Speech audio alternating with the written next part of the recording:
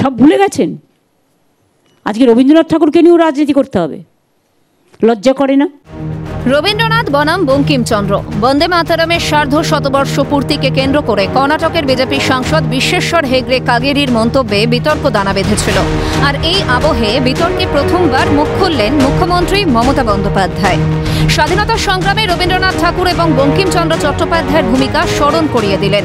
রবীন্দ্রনাথ ঠাকুরকে নিয়ে রাজনীতিতে বিস্মিত মুখ্যমন্ত্রীর মন্তব্য, আজকে রবীন্দ্রনাথ ঠাকুরকে নিয়েও রাজনীতি করতে হবে, সব ভুলে গেছে, ওরা মাতব্বর। সব ভুলে গেছেন? আজকে রবীন্দ্রনাথ ঠাকুরকে নিয়েও রাজনীতি করতে হবে? লজ্জা করে না? যিনি আমাদের প্রাণের কবি, প্রাণের ছবি।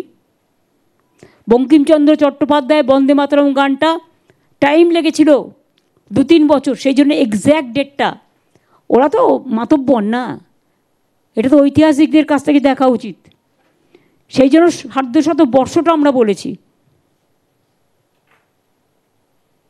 মাথায় রাখতে হবে, ভুলে গেছে জালিয়ানওয়ালাবাগের হত্যাকাণ্ড পাঞ্জাবের, রবীন্দ্রনাথ ঠাকুরের নাইট উপাধি ত্যাগ করার ঘটনা।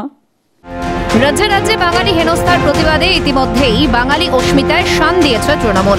একের পর এক কর্মসূচিও নিয়েছে। পথে নেমেছেন খোদ মুখ্যমন্ত্রী মমতা বন্দ্যোপাধ্যায়। এই আবহে রবীন্দ্রনাথ বঙ্কিমচন্দ্র বিতর্কে হাতে এসে যাওয়া বাঙালি অস্মিতার সুযোগ যেতে দিতে নারাজ মুখ্যমন্ত্রী। স্বাধীনতা সংগ্রামে বাংলার ভূমিকা স্মরণ করিয়ে নাম না করে বিজেপিকে নিশানা করে বললেন, যারা বড় বড় কথা বলেন তাদের লজ্জা করে না?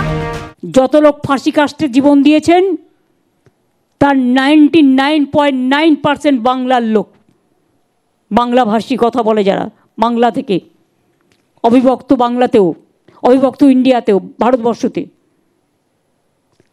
আর যান আন্দামান সেলুলার জেলে দেখে আসুন, তার রেপ্লিকাটা আমি আলিপুরে নিয়ে এসেছি, আলিপুর মিউজিয়ামে।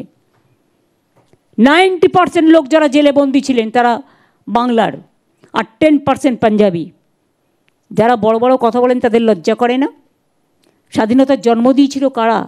কেউ পলিটিক্যালি, কেউ লিখে, কেউ গান গেয়ে, কেউ সংস্কৃতি চর্চা করে। আর এই প্রসঙ্গে বলতে গিয়েই কৌশলী মুখ্যমন্ত্রী টেনে আনলেন রাজ্যে রাজ্যে বাঙালি হেনস্থার প্রসঙ্গ।